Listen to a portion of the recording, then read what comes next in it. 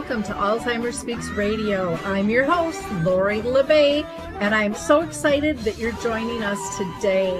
We are going to have a fascinating conversation as usual as we learn from people all around the world at all ages and stages of life. Stay tuned as we shift our dementia care from crisis to comfort. Here we go. What you think about,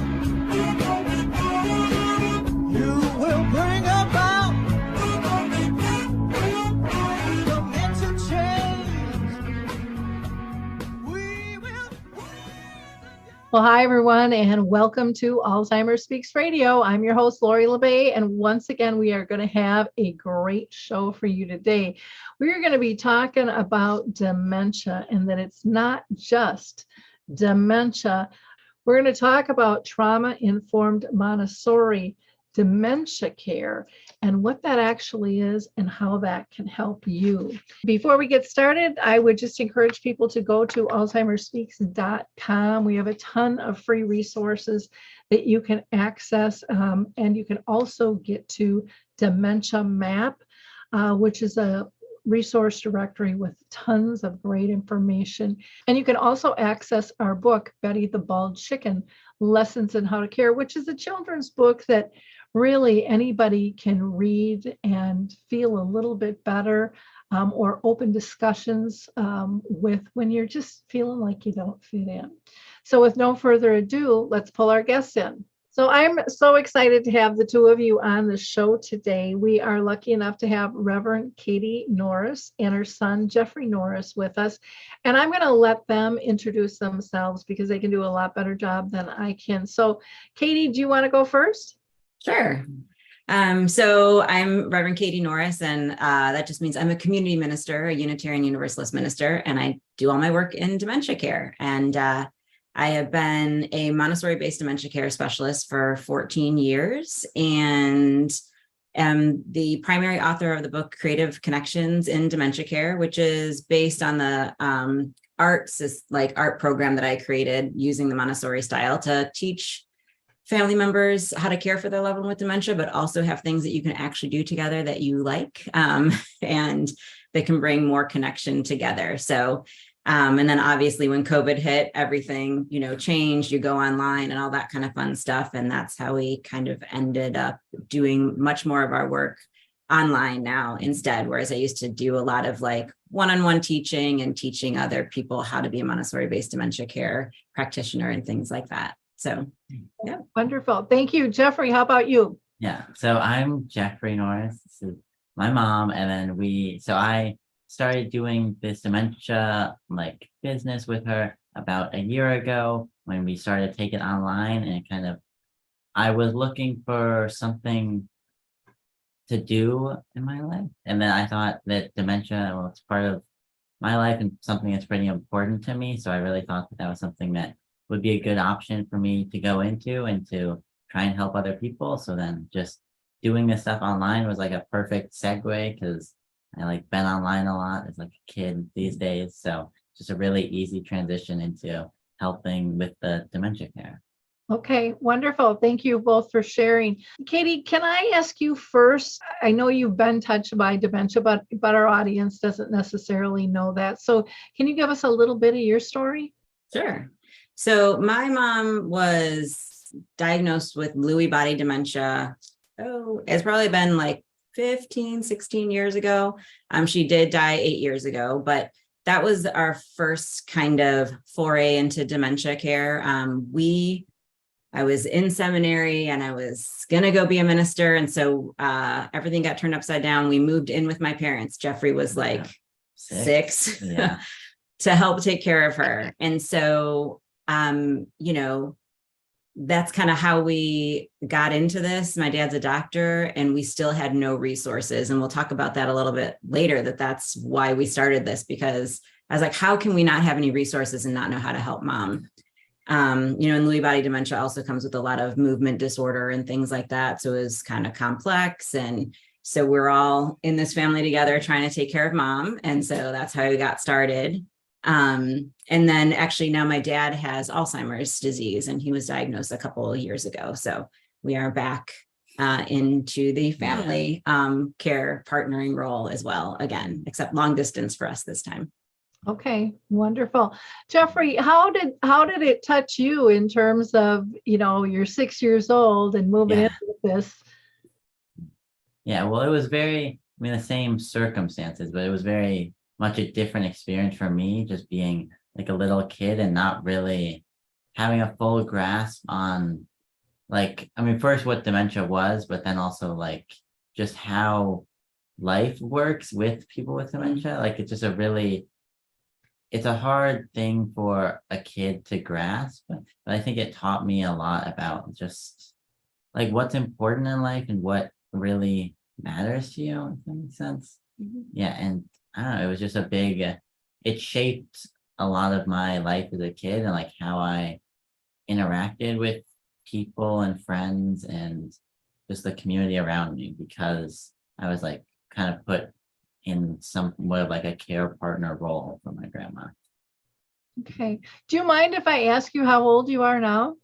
Oh, yeah. I'm 19 now. 19. Okay. So, wow. Yeah. The majority of your life has been filled with this. That's kind of like my daughter. My mom lived with the disease for 30 years and she only knew her grandma with dementia. And she's now been gone since 2014. But that was the only person she knew. So she didn't see another side of that. And I think it has a big effect on children and empathy and compassion and all those things that seem to be slipping to the side in society these days, which I think is really, really important. Katie, now you talked about moving in, to care for your mom and that there really weren't resources. Is that really what sparked you to become a dementia care specialist and advocate?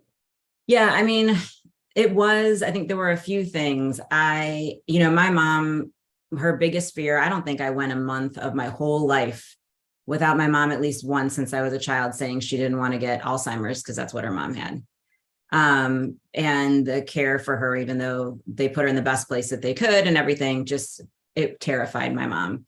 So when she got diagnosed, and we went to some organizations, for support groups and things like that, and talked to doctors, and they're like, here is a pamphlet.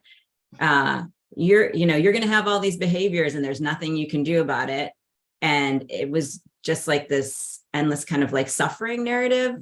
I was like, oh my gosh, this can't be the only option. And so I kind of started researching dementia and didn't get a lot of information, but I'm a Montessori kid. So I went to Montessori through 8th grade. And by then Jeffrey was in Montessori schools, but I am neurodivergent. And so a lot of the things that work for my brain from Montessori, I noticed in the home worked for mom. She was able to do things that people thought people with dementia can't do. So I was like, well, maybe this is a thing. And fortunately, where we lived in Cleveland, Jennifer Brush was there and teaching Montessori-based dementia care. And so I found her, and that's kind of how I got started. And it was really because my mom and I couldn't accept that it was going to be 100% bad all the time. Obviously, that's not going to be 100% good all the time, but that there had to be another way. And then I realized other families didn't have this information either. And so I started running my program out of the basement of a little church. And, then later started a family foundation and things and wrote the book. So, yeah. Okay. Can you explain to our audience what neurodivergent means? Because that's not a term that is as common as Alzheimer's and dementia. Yes. So neurodivergent just means anybody that has a brain that functions a little bit differently than what we assume is neurotypical. So you can be born with a neurodivergence, or you could acquire one later. So technically dementia does fall under the category of being of a neurodivergence. I have ADHD and bipolar disorder, and those can fall under that same umbrella. It's actually an umbrella. There's a great graphic of that, an umbrella term, like we say dementia is an umbrella term. So, it's just that we don't fall into the typical, what society thinks of as the way a brain should typically function, although now we know there's lots of variation in that. But yeah, that's what neurodivergent means. Yeah. Well, there's a big difference between knowing it's there and accepting that it's there, and how people treat you. Jeffrey, how about you? What made you decide to step into this? Yeah, so I really wanted to step into this. I'm partly because of my, the personal effect it had on me and how much I saw, we definitely struggled with dementia care when we were caring for my grandma. So I thought, if we're struggling and we're doing all this stuff and we're trying our hardest, if we've got to be able to help other people to help them with their struggle. So that was something that was really important to me, and starting to kind of get into this. But I really started with the online, doing it through Instagram and helping people that way, because I don't know, we really got into it because she was doing it, and then she asked me to act in some of the videos, and then so I kind of got into it that way. But then once I started to see all of the comments of people saying how much this helped them and how much that they really didn't know how to help their loved one at all, and were just kind of floundering and didn't really know what to do, those comments were really what motivated me to try and get more involved and really start helping people more. So I'm going to pose a generational question to the two of you. So typically we think of kids as being real social media savvy, and us older adults, not so much. Katie, is that one of the reasons you pulled on Jeffrey, or are you savvy and just thought that he would be able to help by acting, certain things out? I think a mix of both. I technically know how to use Instagram better than you do. Savvy in different ways. Yeah. She's really good with she's been doing stuff on Instagram, Facebook a lot. So she's really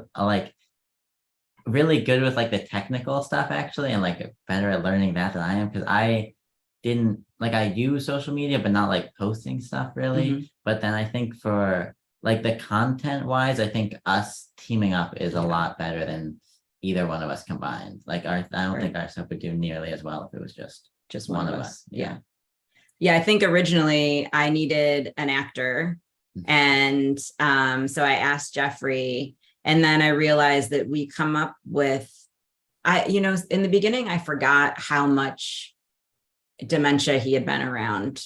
Not just my mom, but when I was running programs, he was there guiding people through art all the time. And so, when we would come up with scenarios, I was like, wow, we actually know a ton of people between both of us, and also have a different perspective. And so that was really helpful. He is much better at, now that we have online courses, that course platform stuff, and all this stuff, trying to build I don't know. And he's much better at learning that and looking it up. I get so annoyed in 2 seconds. I'm over it. Well, I get you there. My daughter's the same way. And my son-in-law, they're like, oh, Mom, we'll get this, and I'm like, how'd you even find that? That does happen sometimes. Yeah. Well, it sounds like a really nice match.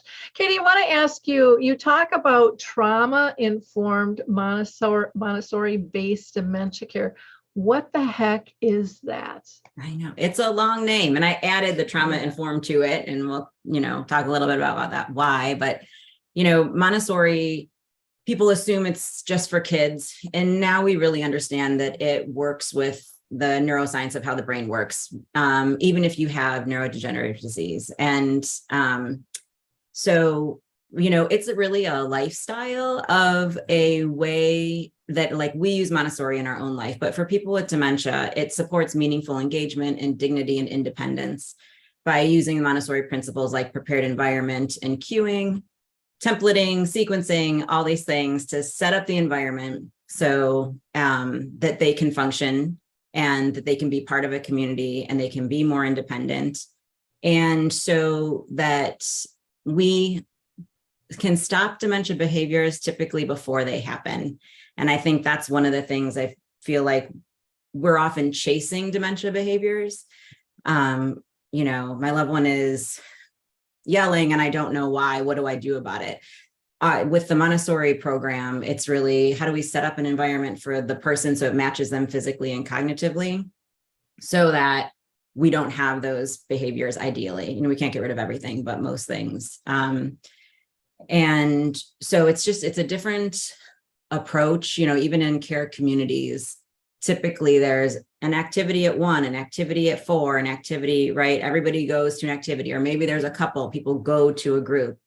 You know, we are all doing activities. You and I are doing, all 3 of us are doing activity together. And our house is set up in stations. You have where you work, you have where you cook, you have, you know, where you sleep. You probably have a place, unless you're like me with ADHD, I often don't have this, a place to put your keys in your purse so you know where they are, right? Mm-hmm. And your environment cues your brain of what you should be doing where and how it works for you, right? So my setup for what works for me is different than Jeffrey's. Mm-hmm. And if we can do that same thing for people with dementia, that's when we see much less wandering, confusion, agitation, because when our brain doesn't know what it should be doing or what we might want to do, it shuts down, even in dementia. And so, you know, it needs to be set up differently for them. But like in a dementia community, a care community, there would really be like a whole bunch of different stations, and activities are kind of like all day. And there would still be ones where you would have scheduled and stuff too. But your life is activities and like our normal life. And so it really makes a huge difference in how people live and those behaviors that we see. And then I added in trauma-informed because I think people know now not to do care practices that are traumatic to people with dementia. Like now we know to not put a black mat. That used to be a really big suggestion, to put a black mat in front of a door so that people don't walk out the door because they think it's a hole. Well, just imagine that panic of you thinking you're going to fall through a hole would not be something we would want for somebody. And that's not a trauma-informed practice. So we don't do things that increase fear for people, but it's also about understanding their past. Someone with dementia might have a certain dementia behavior because they have had something happen to them in the past. And if we're looking at it as, oh, that's just dementia, and, you know, let's say they keep running out of the house at a certain time of the day and they just elope, right? That's what people with dementia do. I've found with some people, there was a noise in the home that maybe like the air conditioning turns on at a certain time and it makes a really loud noise. The person thinks someone's in the home going to rob them because that's happened in the past. And then they leave the house. So, you know, that's because to them, that sound is scary because of a past experience. So we kind of want to look at all that kind of stuff in family systems.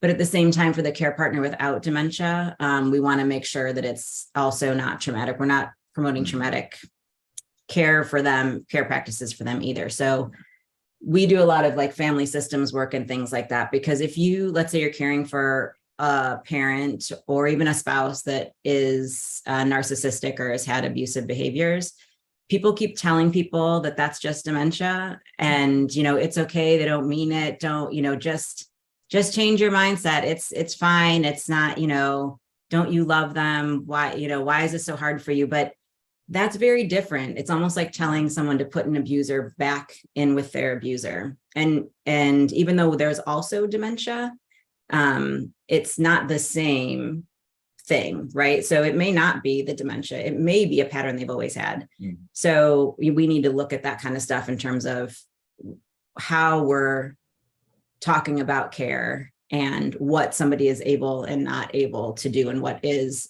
physically and mentally safe for everybody. And so that's why we added a lot of that trauma-informed practices in. Well, I'm glad you mentioned about the abusive situation, because so often that is hidden. Yeah. And when dementia comes on board, now you can't always hide it. It just kind of pops up, you know, it's not a controlled manipulation, you know, type situation. Right. So a lot of people, even family and friends, may not have had a clue any of this stuff was ever occurring before. And the other care partner may still just be in denial in terms of wanting to admit it. I mean, there's so many levels going on in this situation in terms of how to deal with something like that. Right. Wow. Jeffrey, I want to ask you, about your mother and son, care team and stuff. How do you think it's helping other families versus what individuals like I do, when I'm just a lone wolf out there, with the two of you working together? Yeah. So, I mean, I think the lone wolf definitely works, but I think we kind of have a different perspective that we can bring. I think it helps a lot with, because dementia is like a medical illness, but it's also very much like a familial like thing that people deal with, which is, I think, where we have like a really good perspective and can relate to a lot of people very well, because we went through that like family thing, and we have the impact of not only just like the kid, but also the grandparent. And we also did a lot of stuff with like spouses. So we kind of have that like, what am I trying to say? That like vision too, like of what they're dealing with. But I think it just helps a lot with us helping other families to kind of address not just the person with dementia, like how to solve for behavior with them, but also how to help the whole family be more healthy and just have a better time and like make it their journey with dementia easier. And I think one of our biggest examples of that I remember was when we post. I think I posted a video talking about how when we were caring for my grandma, a lot of the things, or one of the things that we remember that we did wrong was we kind of made it. I don't think we realized how everyone plays into the system of dementia, how everyone in the household is like very valuable. Well, yeah, we're all very valuable, but we also think we prioritized my grandma a little bit more than everyone else in the household. And that kind of, especially being a kid, like you can't really realize why that's happening. So it kind of was hard for me as a kid to not be able to like go out to friends' house or not be able to have anyone over because my grandma had dementia. But so we posted a video about that, and then we had someone come back to us and say that that's a lot of what they were experiencing too, and that their kids were feeling like a little bit, just it seemed like their kids had changed since they moved in, and they were feeling really down. They couldn't really put their finger on why, because it seemed like everything was going fine to them as parents, but they didn't realize that their kids were kind of being restricted in this way, and that they couldn't have like the normal kid experience that's very healthy. So, and we talked with them a little bit, and they talked to their kids about how, really talk to them about what dementia is and what is happening with their loved ones, so that the kids could really understand this sense of really having kindness for their grandparent, and then also realizing that they still have needs, and that as a kid that they're going to try and as a family work more towards having these normal kid experiences and letting their kids have like more freedom and more time to do things. Well, and I think that's an excellent point. I think the family dynamics do change, and parents typically want to protect their kids and don't want it to be their responsibility, but it still is, because they're part of the household structure. Yeah. And that loss, plus you can see when your parent is stressed and going on in the house, but then we're pretending like we got it handled. It's not affecting them at all. And they're scratching their head going, something's really off and I'd like to help, but no one's really invited me into the circle. There's all of those things going on. I remember talking at a high school one time, and I was shocked how many kids were supporting, another family member, either in their house or they had to get home from school to help watch for a little bit. Some of those shift changes, yet they were never really trained. They were never really told what was going on. And they knew the whole family dynamics had changed. And yet there was like no support for them to go anywhere. And, there was probably over 30% of the class, that were dealing with this, that had never told anybody. What do you say? And I was shocked at the number. And those were the ones that were super active. Then you add in the ones that, it was in the family, which was just about everybody said it's in the family one way or the other. But again, weren't invited to be a player, in the system. And I think kids have such great creative abilities and see Yes. things that we don't always see, Uh, and are willing to try things that we haven't even thought of, or our mind is going, oh, they can't do that. And then they're over there and it's like, oh my gosh, they're doing that. Who would have thought? Mhm. Well, the kids thought that, Uh-huh. Yeah. And so not inviting them in is really doing a disservice on multiple levels, I think. Right. Yeah. So I think that's a really, really important conversation. Yeah, I think I also want to talk about how kids are, a lot of times kids can really want to get involved with dementia care too. And it's hard, it's something where if we don't talk to them about it, then they don't really know what's happening. But a lot of times you like talk with your kid about what's going on, then a lot of times they will want to help, and they will see like fun things to do with their loved one and things that, like you said, that you would have never thought of, but like they can create these great moments with their grandparents and still have really good memories with them, even though they're going through dementia. Well, and it's that, we always talk about everybody wants purpose. Well, kids want Yeah, purpose it's so too. true. They want to be Yeah. helpful. And we know how we feel when we ask a friend, can we help? And we know they need help, but they shut us down. And that's really what we're doing with our kids, Yeah. Mhm. is shutting them down. They're saying they're not responsible enough, or they're not old enough or mature enough. Right. And yet that isn't always what's needed. I remember one time visiting my mom, and she really wanted to be able to babysit my daughter. And my daughter was like 4, and she was early stages, but it was still concerning. And so my husband and I said, we got to make this work, because this is really, really important to her. And so they would just play basically. And then I would, bring something over to eat that was all prepared and all set to go. And I will never, ever forget this image, walking into the dining room, and my, 4 or 5-year-old daughter is sitting with grandma coloring.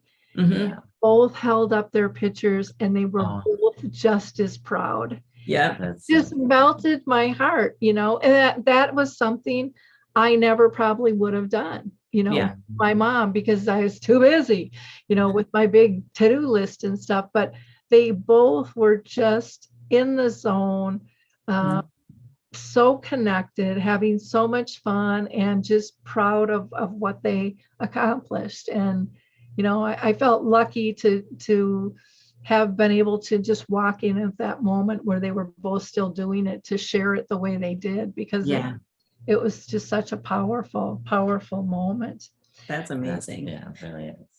Well, for those of you that are just tuning in now, I promise you're going to want to rewind and go back to the beginning, because we are talking with Reverend Katie Norris and her son, Jeffrey, who are with Recourse Coaching, and they have a whole different perspective on how to deal with dementia using trauma-informed Montessori-based dementia care. Next, we are going to be talking about why dementia isn't just dementia.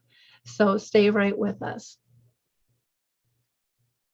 Katie, you've referred to dementia isn't just dementia. Mhm. And I know dementia is complicated. People think dementia and Alzheimer's are the same and stuff.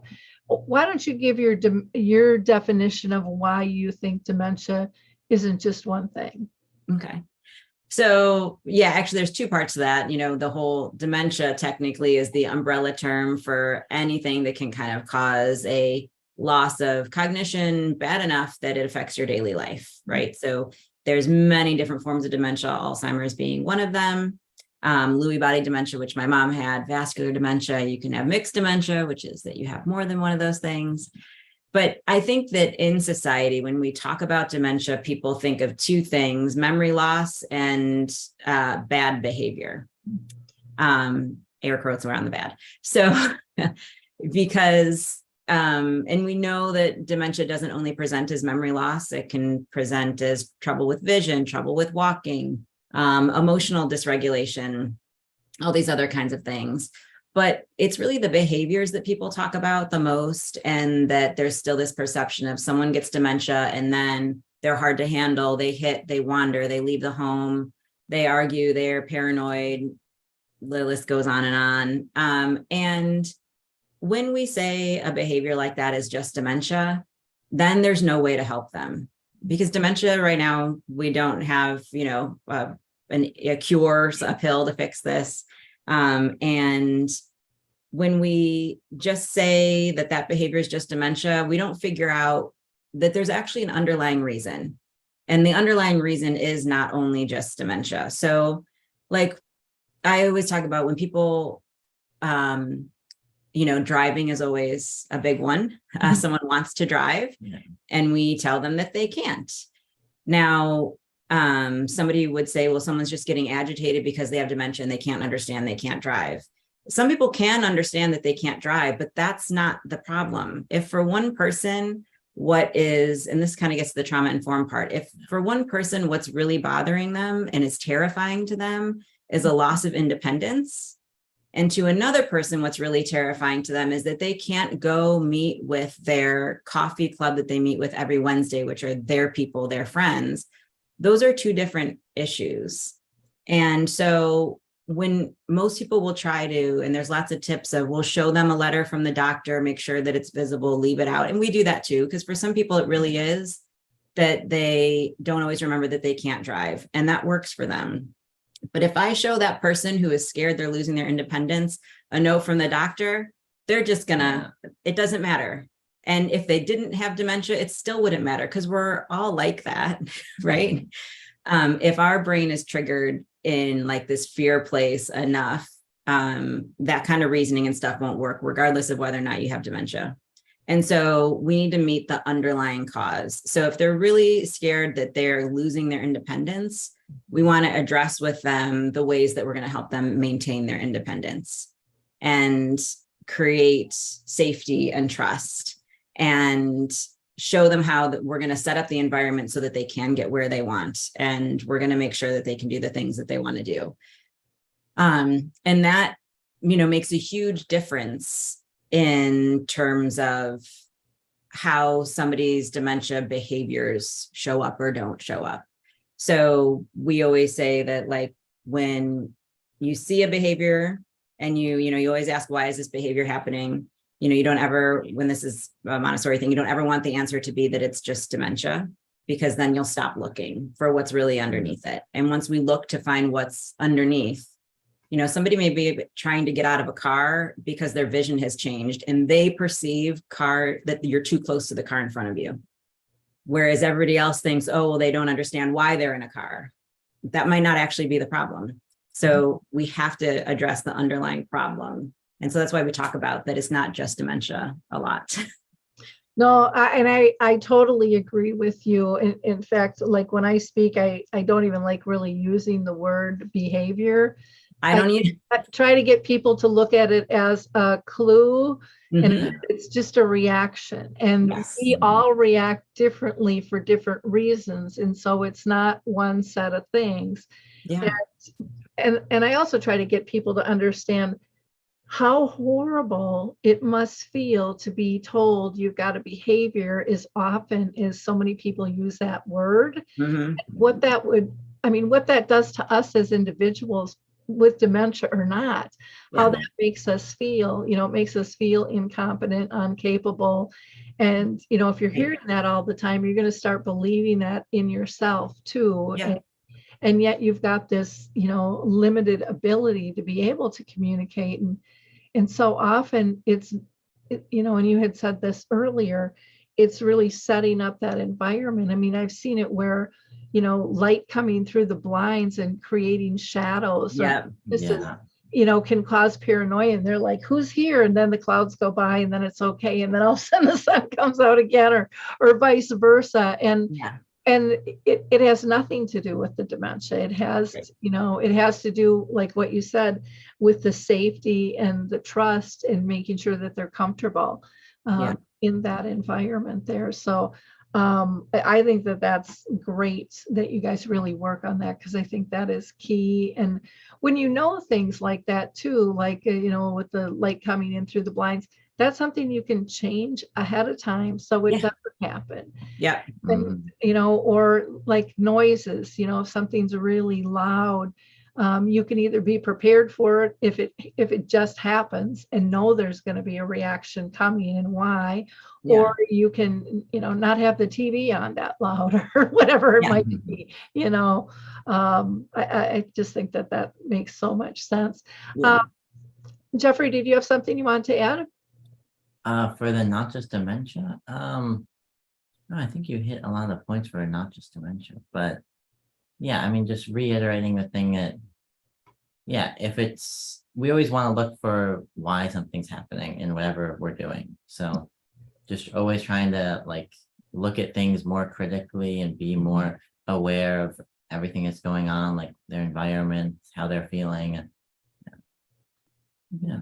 That's a good point. The why. I think a lot of times in the world today, people aren't looking for the why. They're just reacting Right. on somebody else's reaction. And then it's this triggered chain Yeah. that happens. I'm going to pose this to Katie first in terms of the Montessori-based care and how it can also not just help the person with dementia, but those caring for them, Mhm. both family and professionals.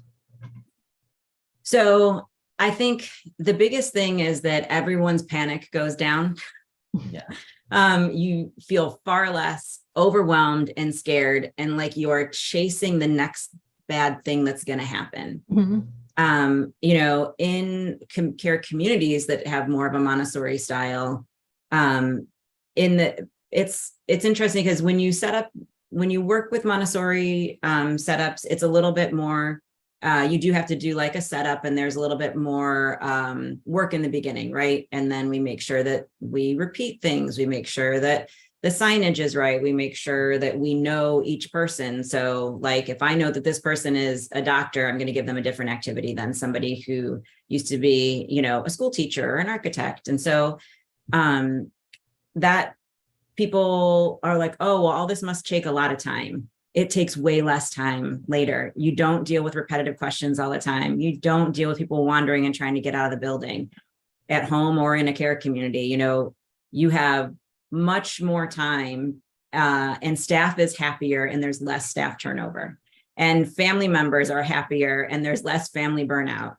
And like, if your loved one can be engaged in something that's meaningful to them and you can, sometimes I use the example of like, you can actually just go to the bathroom, but you could read a book, which is like shocking, right?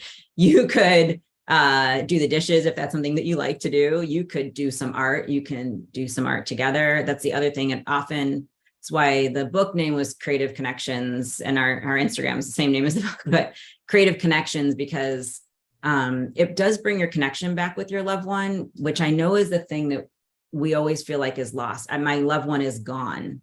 And it's, it is because part of that is the way they present is different and the way they can verbalize relationship is different and things like that. But it's also because we don't know how to connect anymore because it's harder. And so when we learn how to connect with somebody and bring back some of those things, like my mom, do you remember grandma taught you to read on what were you on? I was on I think I was playing Pokemon when I was really little. And I was too young to really read like more complex words. So like in the game, she would sit there and help me read them. And that was like one of our best ways of connecting. Yeah. And so we found that like the game had short sentences, right? Font that she could read, whereas we thought she couldn't read anymore because she couldn't read a book. Mhm. Right. But that's like, so you can bring back these connections because it shows you a lot of possibility, but also how to guide your loved ones so that they can do something. If I would have said, Jeffrey and Mom, why don't you sit down and read a children's book together? She wouldn't have been able to do that. Mhm. But then we found this other way that was accessible for her. So, I think that it brings back a lot of connection and also gives people a lot of time back and less stress. And, I think it does break this idea that dementia is 100% bad all the time and there's never ever anything good. And I know that that's I know that when we first learned this, it was, oh, that sounds great. I tried an activity with Mom, it didn't work. That doesn't work. I didn't realize that Montessori is a process. And I didn't realize that there is a process that you need to use, because we tap into preserved abilities in dementia, like procedural memory and like repetition. And people with dementia can learn, which is, people don't know that people with dementia can learn. And so we tap into all of that. And that process is what makes life so much easier. But, and this is the one hard thing with Instagram, you show a video of like something that can help, but it doesn't, it's only a minute. We can't show you always all the prep and all the work that you do, that in the beginning is it takes a little bit of time, but then it's like way easier forever after that. So yeah, people just, they're like, life is so much easier now. Like our members are like, my mom's not asking me 50 million questions all day. And like, I can sit down and have tea. Yeah. And for people who haven't experienced this, they're like, what do you mean you can't have a cup of tea or a cup of coffee? Or they don't get that. I think, bringing it back to what I call relationship-based care. I know person-centered is big out there, but to me, person-centered is overused and underdelivered. And it started out very relationship-based and very person-centered and individualized, but then it seems to me like it turned into, in a lot of places, very task-oriented. Yeah. And once the task means more than the person, you've broken the chain of creating that safe, comfortable space. Yeah. People to be in that decreases the symptoms or the reactions and allows people to be independent. Yeah. And it allows them, I think being relationship based and putting them first creates purpose for them. It creates community.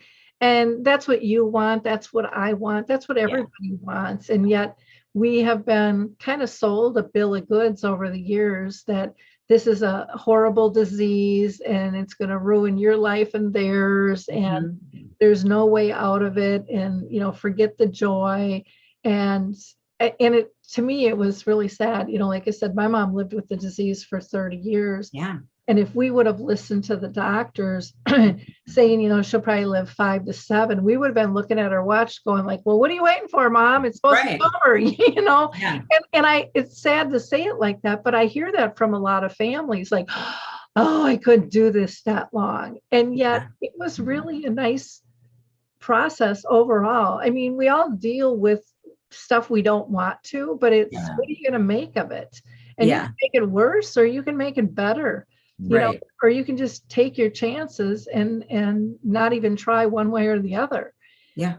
But that's not going to do anybody any good. It's kind of how I live my life. Yeah.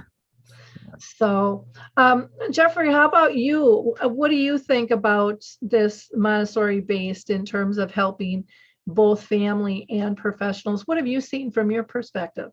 Yeah, I mean, I've seen obviously it help a lot, but I kind of want to talk about like the child role in it, which I think is the biggest part that helps children and obviously their loved ones, or as children, but I guess children, but most of the time grandchildren, I guess if we're thinking about it that way, but like little kids, it makes it a lot more accessible to care for their loved one because we have specific activities and specific things that are set up.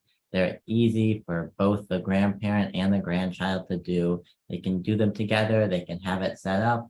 They can have like good instructions so they know the steps that they can take and they can just have a good time together. And it's less of this like hard time setting things up, hard time planning, hard time getting things together. And there's also that sense of not like having independence with each other that is really valuable to both the kid and the grandparent, because it doesn't feel the same from the grandparent's perspective if they have like their kid who's supervising them, supervising like their grandkid. Like they're called micromanaging. Yeah. Yeah. We get the complaint of that a lot from people with dementia, that they really don't want to be micromanaged. They want to have independence. And so much of what we do is to grant that independence, and also makes it a lot easier for them to just have fun and have that, because a lot of people with dementia, they crave that relationship with their grandkids, and being able to set up activities and make them doable really helps to restore that relationship, which is also super healthy for like the grandkids themselves and being able to see their grandparent in that role that is really important to them. Yeah, I totally agree with that. I think it does a lot for both sides. I know my mom loved having the kids around, unless it got really, really loud. Yeah. And then that wasn't good for her because you know, the loud sounds affected her. But I mean, we would get like this little kind of party room when she was in the nursing home, and we would have our family gatherings there, and the kids, they'd be crawling under the tables and doing all kinds of stuff. And my mom might at times fall asleep in her like Jerry wheelchair. Yeah. She knew every single time, like 3 seconds before those kids crawled out from underneath the table, and she would wake up and giggle and just see them come out. Yeah. She just was like so in tune to where they were in the room. It just amazed me. And then, you know, then she'd fall back asleep again, but she would engage on whatever level she could. Yeah. Or in earlier stages, you know, like I said, she colored, she read some things. Some of them were just, fairy tales and stuff that she would tell, or, you know, lullabies that they would sing together and teach, that was just real rote, that, you know, probably her grandma and her mom all sang to her and she sang to me, and, you know, all of those types of things, which are really, they're such precious moments. And I think what people miss so often, it's really, and maybe it's just me, and correct me if I'm wrong, but to me, on my journey, it was really those small little moments that really touched and embedded in my heart. It wasn't the big flashy stuff. It was little giggles and the little silly things that happened that made us laugh. Yeah. I think are so important. And I think when any chronic illness comes, I think one of the first things family think they have to give up is laughter. Joy. And that's not the case, you know. And I really urge people to protect that. That's kind of the core of who we are, and not only is it healthy, but it's a survival technique too, for all of us. It is. You know. So, well, what are ways that people can work with the two of you? So our main way is we started a online membership. It's called Care Partners House because Dr. Montessori, her schools were originally called children's houses. And so, we can come and ask us questions about, like, give us a situation that something happened with their loved one, and then they, we kind of troubleshoot it for them. And like tax season was super interesting. We had like a couple of people whose loved ones were just all of a sudden obsessed about money. And it was asking questions all the time, like just couldn't focus on anything, couldn't even do other activities. They were so preoccupied. What we found was that really all they were doing was they were seeing so much tax information on TV that they were it affected their whole life. And so that was what we helped them with, and trying to like get them a little away from the TV, maybe doing some stuff before they get into that mode of like obsessed with taxes. So like all that kind of stuff, and especially working on like the family dynamics and how does everybody work together, and what's your care team, and actually hired care partners can be a part of that, because most of them don't always get a ton of training. And so, if they're not sure how to guide your loved one through doing something, we have a lot of that Montessori process of, there's so many behaviors again, which I don't like, that happen. Like people think, oh, well, my loved one can't cook anymore, can't button their clothes, can't do all these things. But if we change one little thing about the way that we either set it up for them or help guide them through it, then they can, and there's not agitation and hitting and arguing and stuff. So we do a lot of that with our members. And of course, there's full online courses and Montessori-based dementia care and trauma-informed practices. And I have a lot of Montessori activity. I call them recipes just because I like that I have created, so that, because people don't know the sequencing. Most people don't even know the sequencing to like brushing our own hair because we don't ever have to think about it. So the sequencing to things, and then how you guide somebody through sequencing.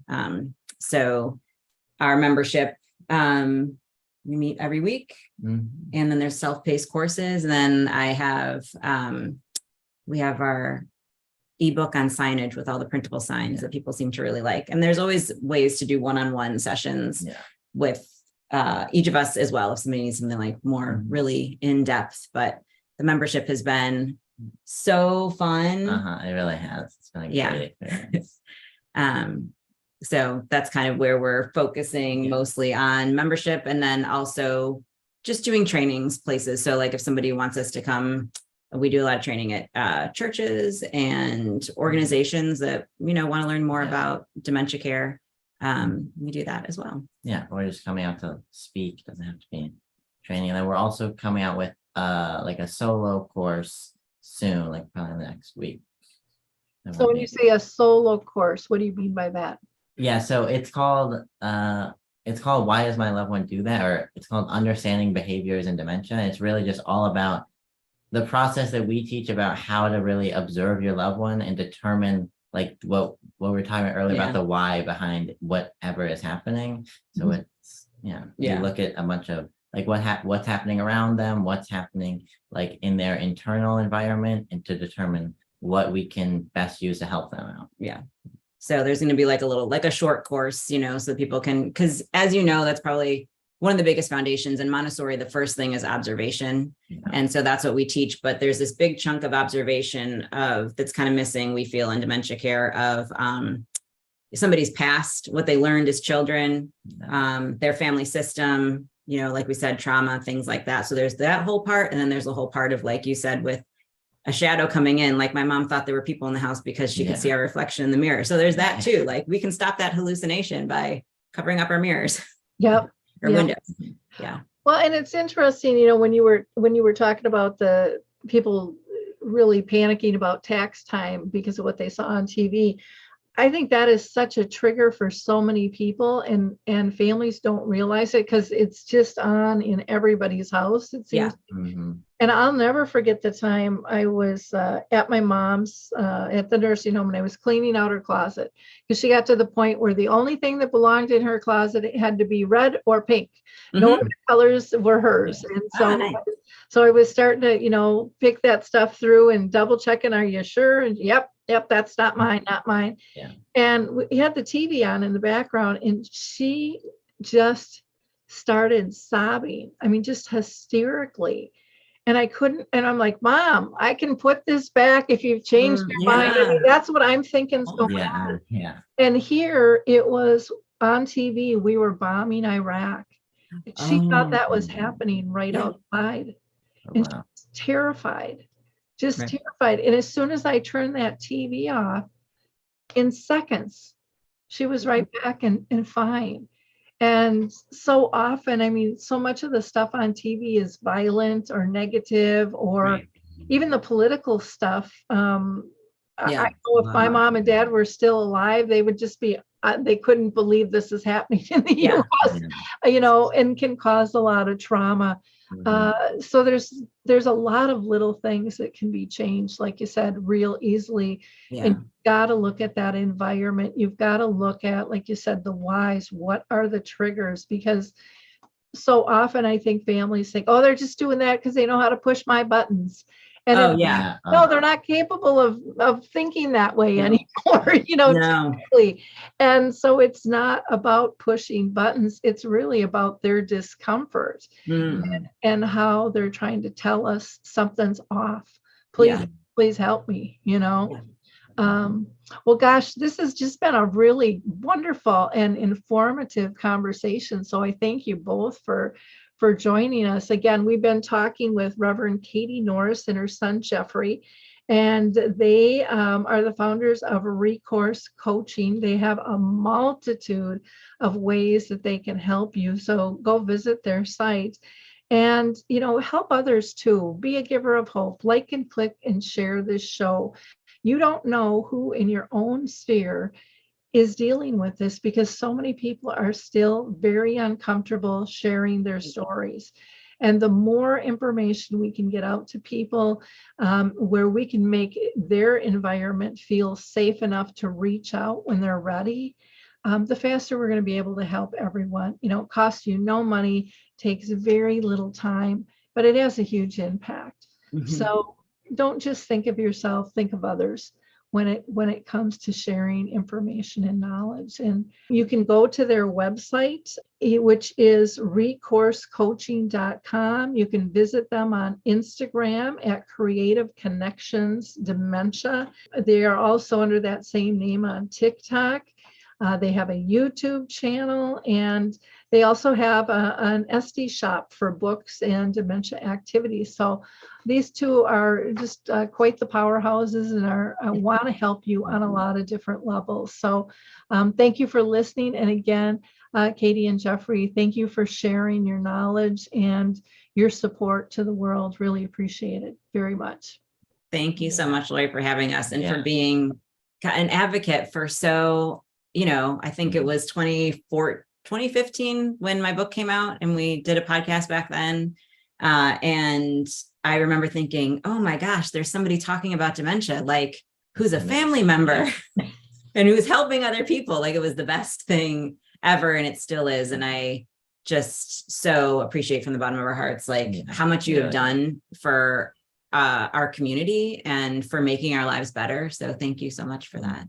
Well, it takes us all together, working together. If we can lift one another up, and spread the word of others' works, because none of us are going to be able to serve everybody. I mean, that's the bottom line.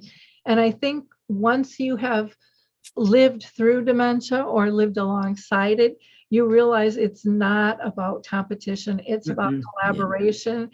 It is about progress. It's not about perfection. It's not about failures. It's about lessons learned to be able to do better. And, I've always said what's good for dementia is good really for all of us in all areas of our life. And if people can just realize that, how much dementia can actually help them in other areas of their life, maybe that'll take some of the scary out. We're the ones building the fear. And I think there's kind of an army of us out there now going, we don't want to live like that. We want to live better, and we found different ways, and we want to share that with others. And that's exactly what you're doing. So thank you. Thank you. I think that's been one of the cool things about social media. We get messages like, oh, I tried this tip for myself. I don't have dementia.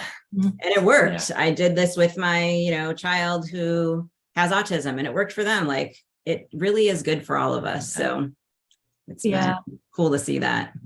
I know. I just launched my book, Betty the Bald Chicken Lessons in Care. And for years, I beat myself up because it's like, why haven't I gotten this out? It's something I do on keynotes. People have asked for it for years, and I would work on it, and then I kind of go to the side, and I just never got it off until now. But I really think it's launched now, because my vision of the book, and the book really didn't change, but my vision of how the book could be used is for anybody who feels like they don't fit in.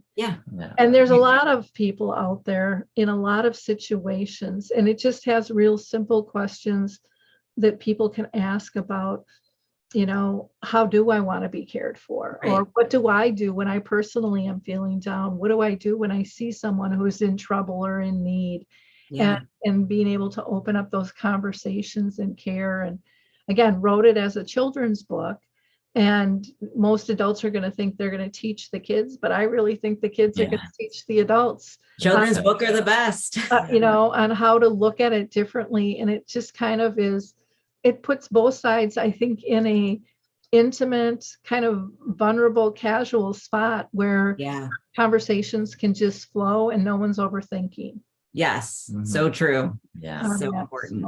Well, best of luck to you guys. And I just think what you're doing is fantastic. So thanks again. Thank you so much. Okay, we'll catch you later. Bye-bye.